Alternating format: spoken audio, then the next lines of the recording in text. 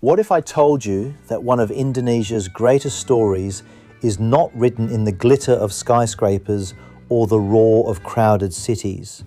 What if true greatness is hidden in a land where mountains scrape the clouds, where rivers carve through ancient valleys, where the dry winds of Timor have challenged generations, yet never managed to break the spirit of its people? Welcome to South Central Timor Regency, better known as Timor Tengah Selatan or TTS, one of the most remarkable regions in East Nusa Tenggara, Indonesia. This is not simply another district on the map. This is a place where geography creates resilience, where history shapes identity, and where every sunrise reminds its people that survival is earned, never given. At the end of 2024, Timor Tengah Selatan was home to approximately 490,642 people, making it one of the largest population centres in the province of East Nusa Tenggara. Covering nearly 3,955 square kilometres, the Regency has a population density of around 120 people per square kilometre, creating a landscape where communities remain closely connected to nature rather than overwhelmed by urban expansion. Its administrative capital is the town of Su, a cool mountain town that has become the political, economic, and cultural heart of the Regency.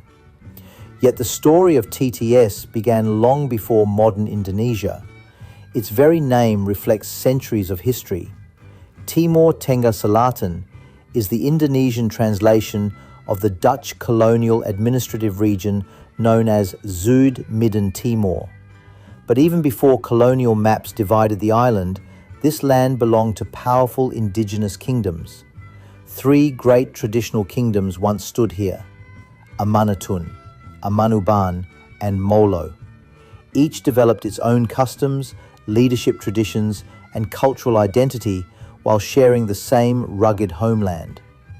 Their legacy continues today through ceremonies, traditional houses, ancestral customs, and the enduring values passed from one generation to another. To understand Timor Tengah Selatan, you first have to understand its geography. Located on the island of Timor, this regency occupies one of the most strategically important locations in eastern Indonesia.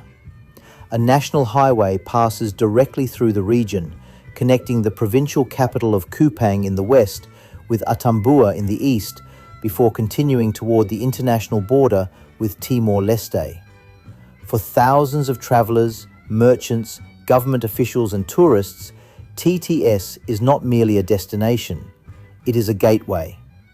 Administratively, the Regency consists of 32 districts, 228 villages, and 12 urban wards, forming an extensive network of communities spread across mountains, valleys, forests, and coastal plains. Its borders tell another fascinating story. To the north lies North Central Timor Regency. To the east stands Malacca Regency. To the west is Kupang Regency. And to the south stretches the vast Timor Sea, beyond which lies the continent of Australia. Few places in Indonesia possess such an extraordinary geographical position. This location has shaped commerce, migration, transportation, and regional cooperation for generations. Water is life in every civilization, and Timor Tengah Selatan is nourished by three major rivers. The Noelmina River, stretching approximately 100 kilometers, is the longest and one of the most important waterways in the region.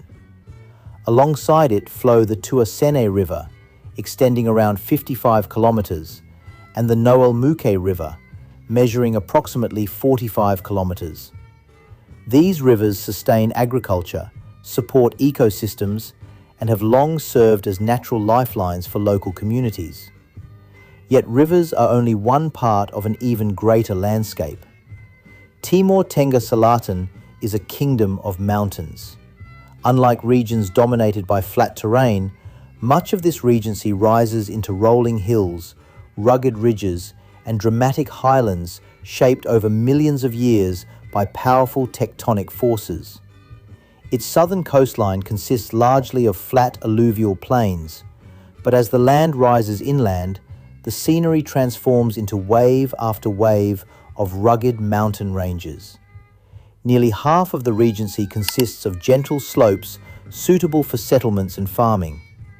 Large portions feature moderate to steep terrain, while some of the highest mountain districts contain slopes exceeding 40%, creating spectacular landscapes unlike anywhere else in Indonesia. The crown jewel of this extraordinary topography is Mount Mutis. Standing at approximately 2,477 meters above sea level, it is the highest point in Timor Tengah Selatan and among the tallest mountains on Timor Island. Its cool climate, unique forests, and breathtaking panoramas have made it one of the natural treasures of East Nusa Tenggara. From sea level along the southern coast to the summit of Mount Mutis, the Regency spans an incredible elevation range. This dramatic variation creates diverse ecosystems, cooler mountain climates, fertile valleys, and unique habitats for countless plant and animal species. Scientists recognize the landscape as the result of intense tectonic activity that has produced one of the island's most complex geological formations. Across the Regency, no fewer than 29 distinct land systems have been identified, highlighting the remarkable diversity hidden within its boundaries. The land itself tells an incredible story. Only a small portion consists of flat plains. Large areas are gently rolling. Others rise into broad hills before giving way to rugged, mountainous terrain that dominates much of the landscape.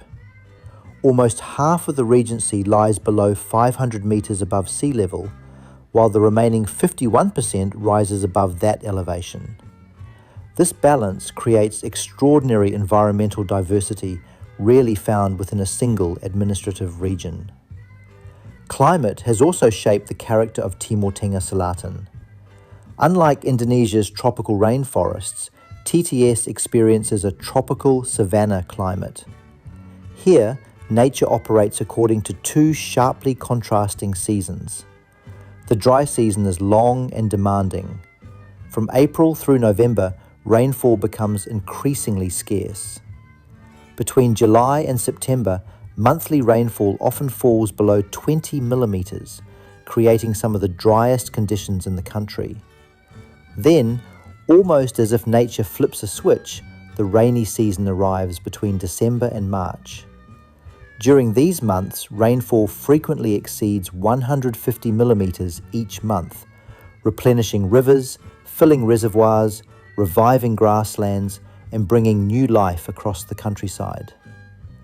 Annual rainfall generally ranges from 1,000 to 1,700 millimeters, while temperatures vary between 18 and 31 degrees Celsius, depending largely on elevation. Humidity ranges between 62 and 81%, producing cool mountain mornings in the highlands and warmer conditions across the lower plains. Living here has never been easy.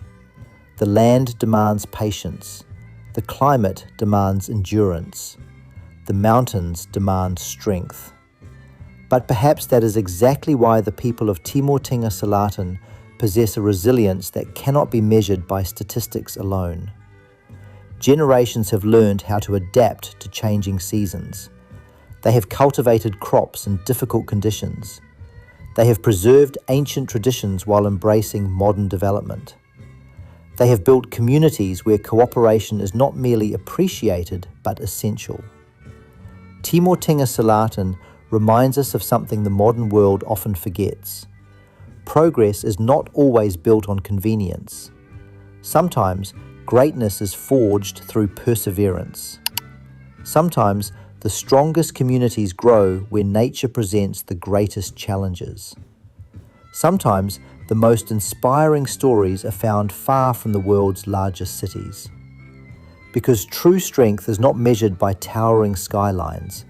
It is measured by people who refuse to surrender, by cultures that survive across centuries, by landscapes that continue to inspire awe, and by a homeland that proves every single day that resilience is one of the greatest treasures a nation can possess. This is Timor Tengah Selatan, a land where mountains shape the horizon, where history lives in every village, where nature tests every generation, and where the unbreakable spirit of its people continues to define one of Indonesia's most extraordinary regions.